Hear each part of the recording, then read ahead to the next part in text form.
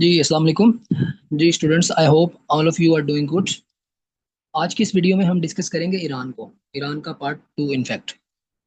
तो part one हमने पहली वीडियो में डिस्कस कर लिया है, जिसमें हमने geography, history, current affairs, important operations, तो ये सारी चीज़ें कुछ कवर कर ली थी, कुछ हमारी जो है ना वो पेंडिंग है।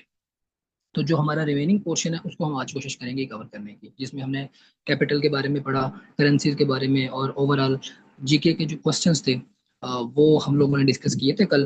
तो जिन लोगों ने वो पार्ट वन नहीं देखा तो वो प्लेलिस्ट में जाके इसको देख सकते हैं। मैं मजीद लिंक भी जो है ना वो इसके साथ शेयर कर दूंगा, तो आप उसको देख सकते हैं, ताकि आपको मजीद जो नेक्स्ट लेक्चर है जो अभी मौजूदा मैं रिकॉर्ड कर रहा हूँ, इसकी भी आपको अंडरस्टैंडिंग डेवलप हो जाए।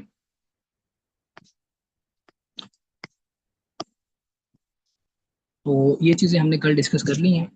मोनार्की कब एंड हुई, रेवोल्यूशन कौन कौन सी आई, ईरान इराक वॉर के बारे में डिस्कस किया था, पाकिस्तान ईरान रिलेशंस, फातेह ईरान, पर्शियन किंग्स तक हमने ना इसको कवर कर लिया था। तो आज हम स्टार्ट करेंगे इम्पोर्टेंट पर्सनैलिटीज से। तो इम्पोर्टेंट पर्सनैलिटीज हिस्टोरिकल भी हैं, और हमारे पास जो करंट पर्सनैलिटीज हैं जहाँ से सवाल बन सकते हैं, उन दोनों को हम डिस्कस करेंगे। देन हमारे पास डिफेंस सिस्टम्स हैं ईरान के, रिवर्स इंजीनियरिंग ईरान ने भी कुछ की, अब यूएसए भी उसकी रिवर्स इंजीनियरिंग कर रहा है। इसके बारे में भी देखेंगे कौन कौन से डिफेंस इक्विपमेंट्स हैं जिनकी रिवर्स इंजीनियरिंग की जा रही है। फेमस ऑपरेशंस की बात करेंगे, न्यू सुप्रीम लीडर, देन उनकी डेथ और फ्यूनरल के बारे में जो सवाल, और जो हुदीज ने बीच में जो मामलात स्टार्ट किए हैं, असल में उसका कैटलिस्ट क्या था, सारी चीज़ें स्टार्ट कैसे हुई। ये खास तौर पे ये जो जब ये इनका फ्यूनरल प्रेयर हो रही थी, तो उस दौरान जब सारी चीज़ें किस तरह जो है ना वो अनफोल्ड होती हैं, उसको भी डिस्कस करेंगे। स्टेट ऑफ हॉर्मोज की बात करेंगे, लीडरशिप करंट इनकी, और टेरिटोरियल डिस्प्यूट्स नेबर्स के साथ। तो ये सब ओवरऑल हमारा जो आज की क्लास का एजेंडा है। स्टार्ट करते हैं इसको इम्पोर्टेंट पर्सनालिटीज से, जो ईरान की हिस्टोरिकल, सबसे पहले हम हिस्टोरिकल से स्टार्ट करते हैं, देन मूव करेंगे करंट पर्सनालिटीज पे। तो सबसे पहले जो हिस्टोरिकली हमें पर्सनालिटी नजर आती है वो है Cyrus, Cyrus the great. Cyrus the great basically ये ईरान का एक एम्पायर है, अखेमेनिड एम्पायर, यहाँ पे मेंशन भी किया हुआ है। अब ये उर्दू में इसे बोलते हैं हखामंशी, हखामंशी एम्पायर। तो हखामंशी एम्पायर या अखेमेनिड एम्पायर के वैसे तो रूलर्स आपको 13 to 14 मिलेंगे, बट उनमें से दो इंपॉर्टेंट है, दोनों के अपने नाम याद रखने हैं। एक तो आपके पास है साइरस, और देन नेक्स्ट है आपके पास दारियुस। दोनों को हम देख लेते हैं कि दोनों की क्या इंपॉर्टेंस थी। तो साइरस जो है ये तो फाउंडर है, ईरान का एक बहुत बड़ा एम्पायर है, पर्शियन एम्पायर। बहुत बहुत बड़ा एम्पायर था, बहुत हिस्टोरिकली बड़ा फेमस एम्पायर भी है। तो उसके फाउंडर हैं आपके पास साइरस।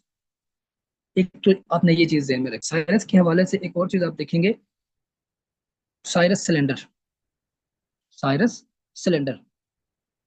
अब साइरस सिलेंडर क्या चीज है, ये एक रिकॉर्ड है, रिटन रिकॉर्ड है डॉक्यूमेंट्स का, जिसमें साइरस ने अपनी जो फतूहात थी उसको मेंशन किया हुआ था, उनका रिकॉर्ड था। और साथ साथ रिलीजियस और पॉलिसीज, जो इसके अलावा जो टॉलरेंस की पॉलिसीज थी साइरस की, वो उसके ऊपर मेंशन की हुई थी। तो साइरस सिलेंडर के बारे में वो आता है कि वो किसके बारे में है, किस एम्पायर से रिलेटेड है। तो ये आपको एक बैकग्राउंड फैक्ट जो है ना वो पता होना चाहिए। नंबर टू पे हमारे पास है दारियुस, दारियुस जिसे दारा कहते हैं, दारा द ग्रेट। अब ये दो ग्रेट एम्पायर एम्परर्स हैं अखमेनिड एम्पायर के। बाकी जो 13 है उनके साथ ग्रेट नहीं लगता।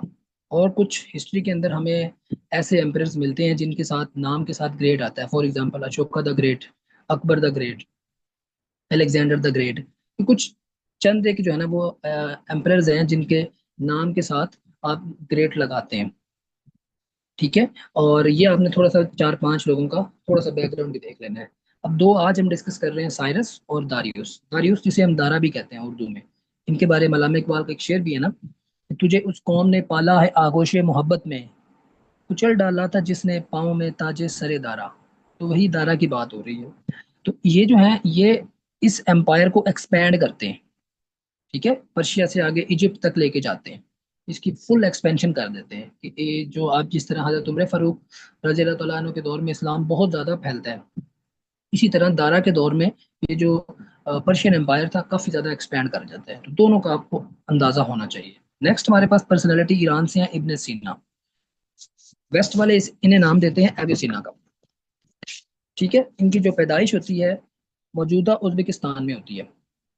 लेकिन उस टाइम ये, चूंकि ईरान बहुत बड़ा एम्पायर था, वो ग्रेटर ईरान के अंदर ही ये जो है ना इंक्लूड होता था। और इनकी बड़ी फेमस किताब है द कैनन ऑफ मेडिसिन, कानून फित तिब। तो ये चीज़ आपने ध्यान में रखनी है, एविसेना की किताब है कानून फित तिब। इन्होंने इन्होंने जो है ना वो इसके ऊपर काफ़ी काम किया है। इमाम गजाली, ठीक है, इमाम गजाली बहुत इंपॉर्टेंट पर्सनैलिटी है, इन्फ्लुएंशियल हमारे पास पर्शियन इस्लामिक थियोलॉजियन है और फिलोसोफर है। ठीक है, असल में इन्होंने क्या किया, रिफ्यूट किया जो मुस्लिम फिलोसफर्स ने तकलीद करना स्टार्ट कर दी थी, प्लेटो की, अरिस्टोटल की।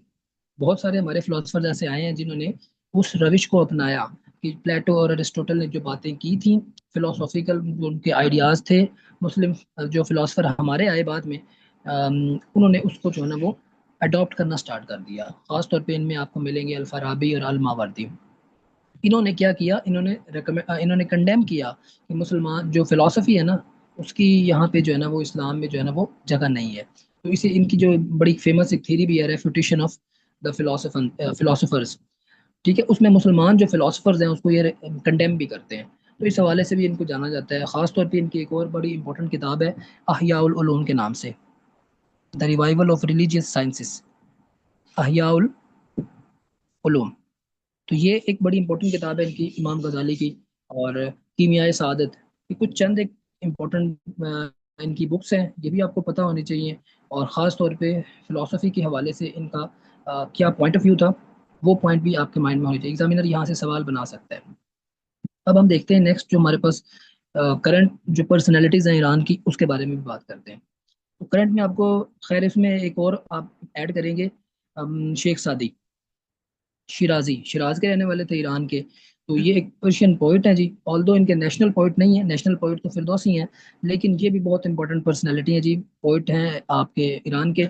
शेख सादी इनका नाम है, और ये इनकी बड़ी फेमस किताबें हैं, गुलस्तान सादी एंड बोस्तान सादी, गुलस्तान सादी एंड बोस्तान।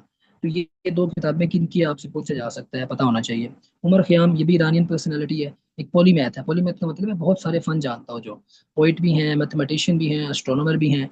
इनकी इनका जो एक कारनामा क्या है कि इन्होंने बनाया एक कैलेंडर, उस कैलेंडर को नाम क्या देते हैं, जलाली कैलेंडर।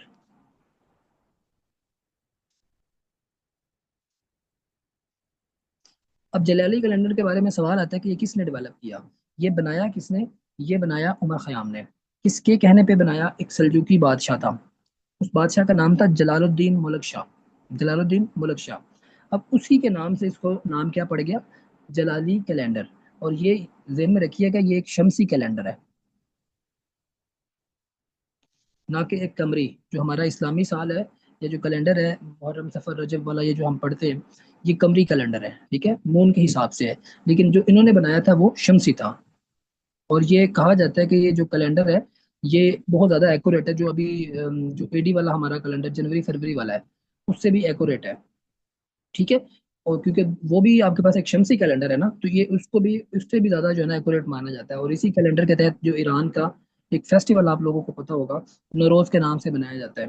तो वो इसी कैलेंडर के तहत जो है ना वो उसको जो है ना वो मनाया जाता है, सेलिब्रेट किया जाता है। देन आपके पास जो पर्सनैलिटी है वो ज़रा करंट है, उनका नाम है नरगिस मोहम्मदी। ये एक ईरानियन फीमेल है जी, और ह्यूमन राइट्स एक्टिविस्ट भी रही हैं। इनको प्रिजन कर दिया गया था, और प्रिजन के दौरान इनको जो है ना वो नोबेल पीस प्राइज से नवाजा गया 2023 में, नरगिस मोहम्मदी। और ये खुद वसूल नहीं कर पाई, इनके बच्चों ने जो है ना इनकी बिहाफ पे वो नोबेल पीस प्राइज वसूल किया। देन आपके पास बहुत इंपॉर्टेंट पर्सनैलिटी है, माशा अमीनी। सितंबर 2022 में इनकी डेथ हो जाती है इन कस्टडी।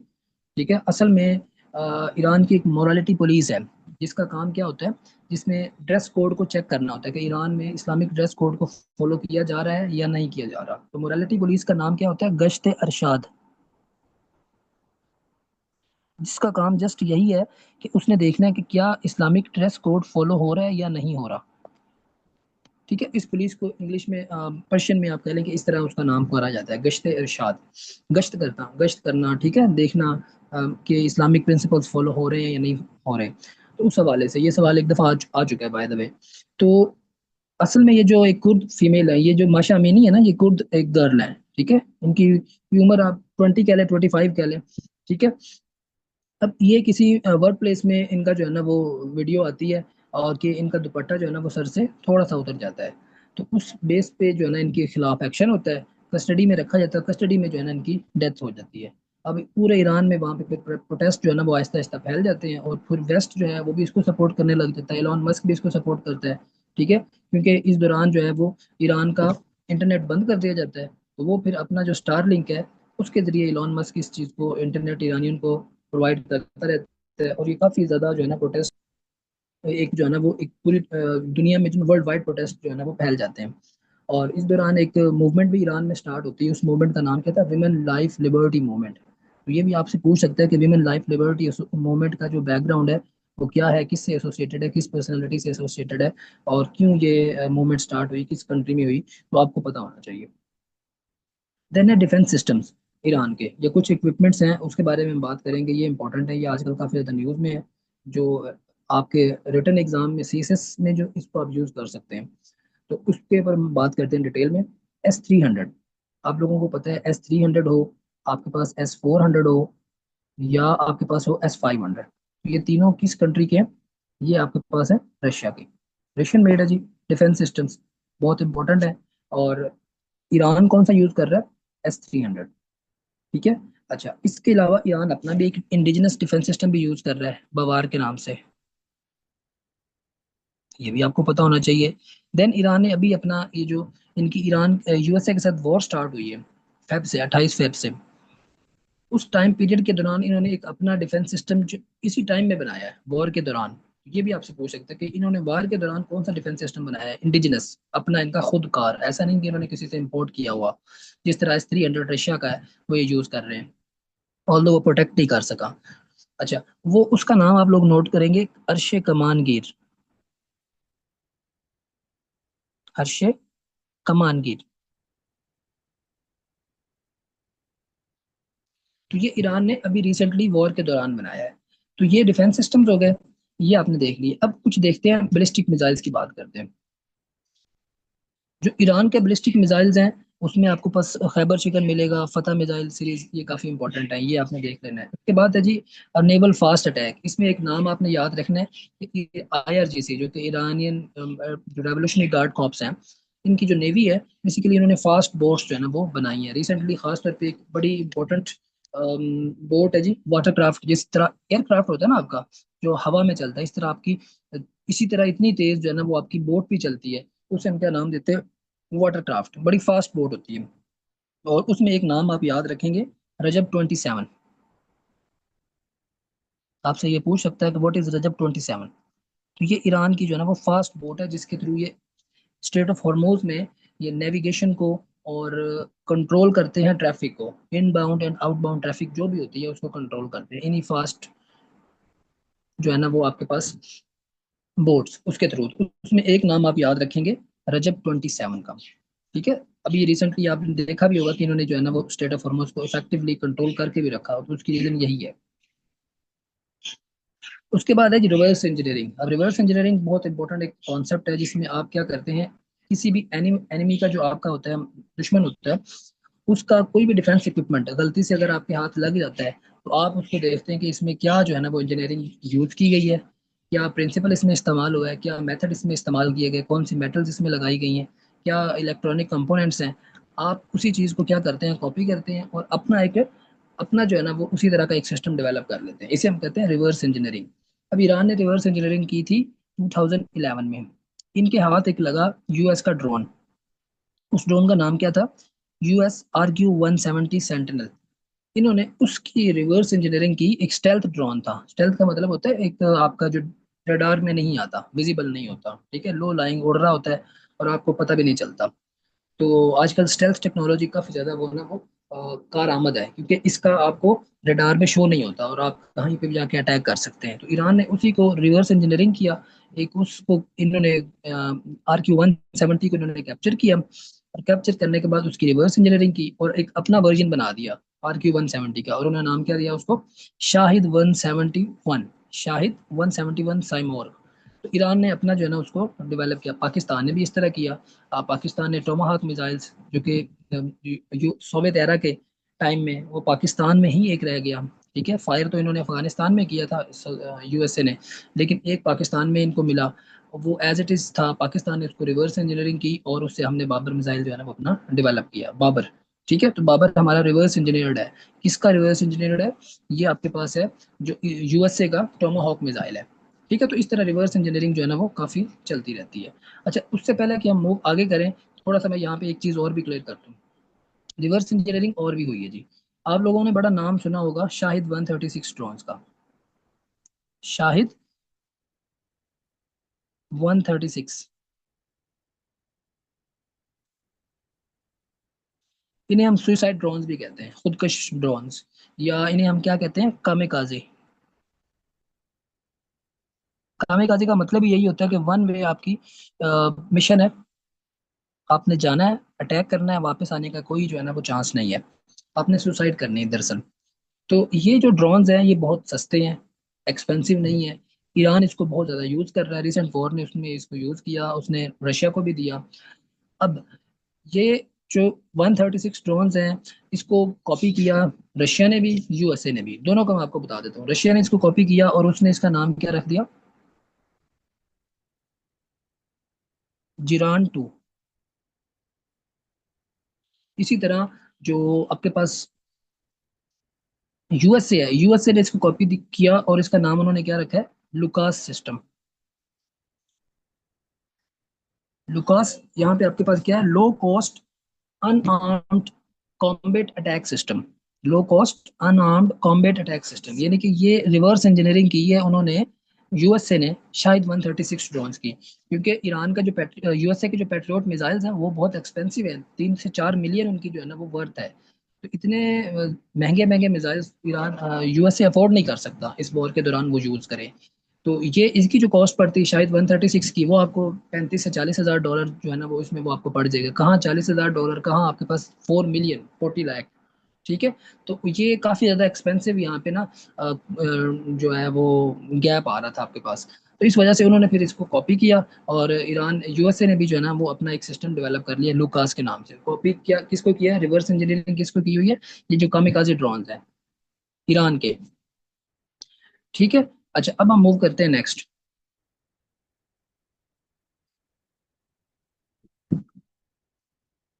नेक्स्ट क्वेश्चन हमारे पास कुछ ऑपरेशंस जो रिसेंट टाइम्स में हुए हैं, ये लाजमी आपसे सवाल आते भी हैं और आगे भी पूछे जाएंगे। ईरान और यूएस के जो ऑपरेशन हुए हैं 25-26 में, 2025 में और 26 में, दोनों को देख लेते हैं।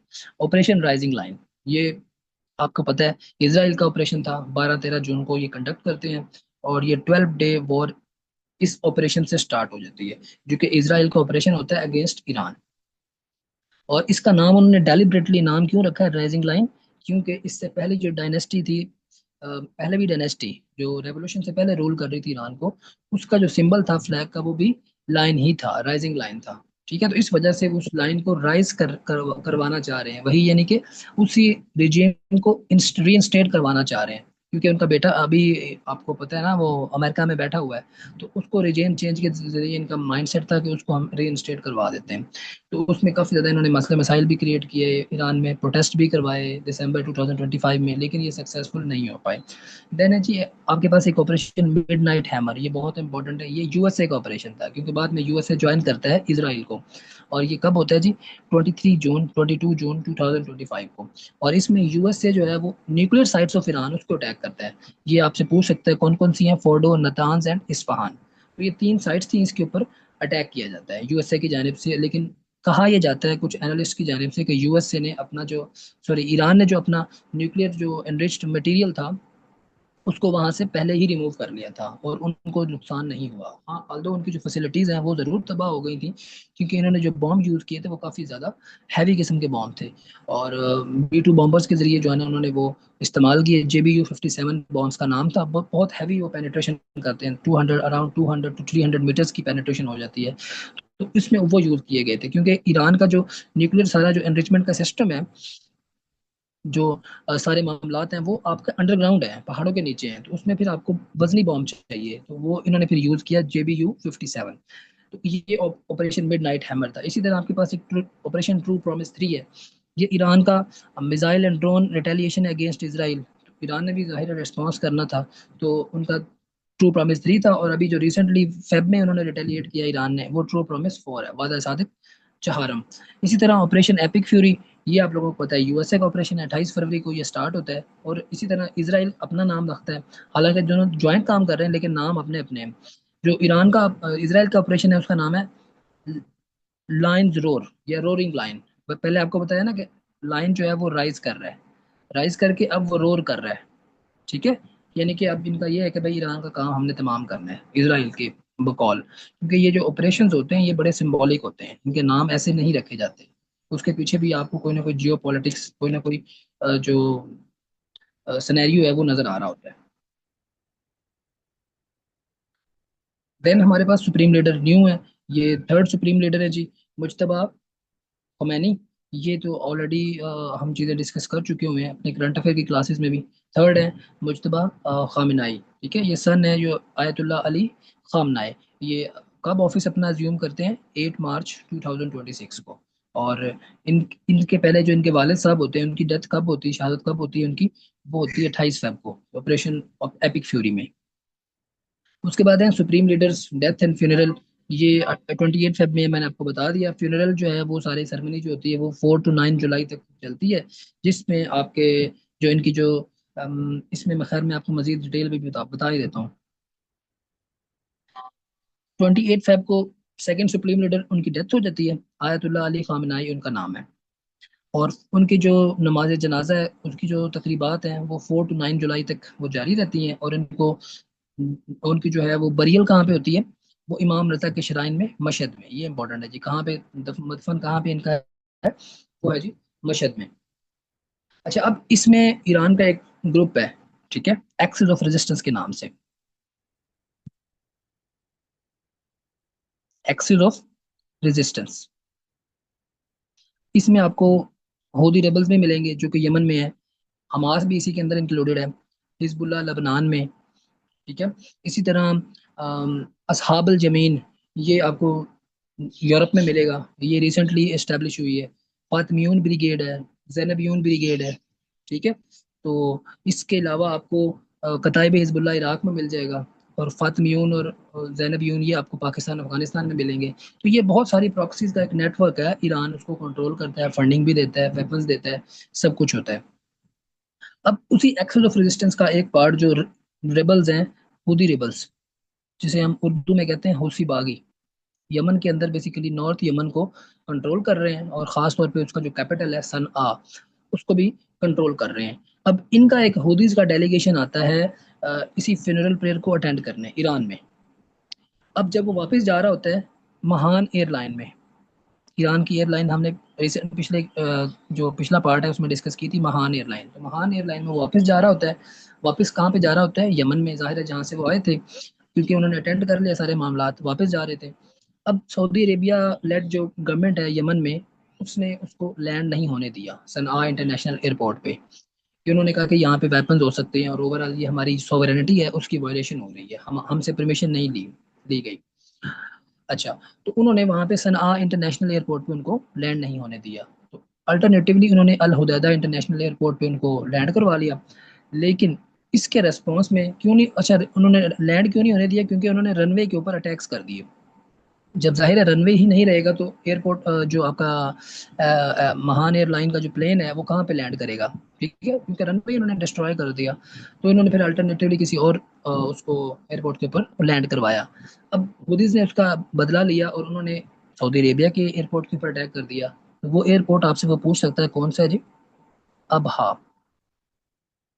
Abha international airport.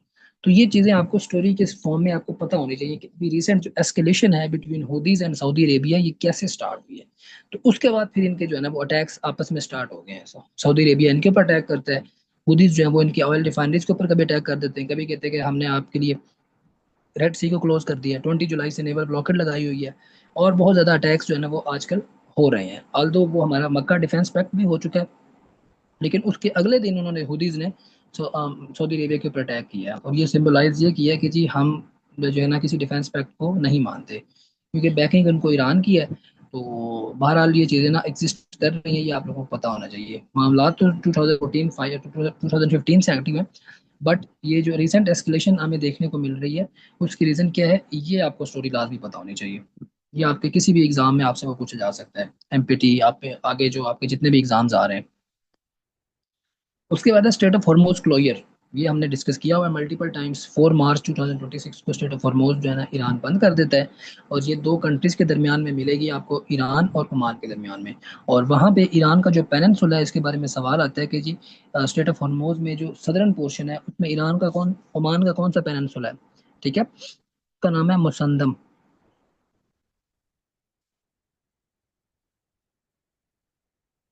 ये ओमान का पेनिनसुला है, स्टेट ऑफ हॉर्मोज को बेसिकली ये लाई कर रहा है, टच कर रहा है। ये आपको पता होना चाहिए। ओके, नेक्स्ट है जी हमारे पास करंट लीडरशिप।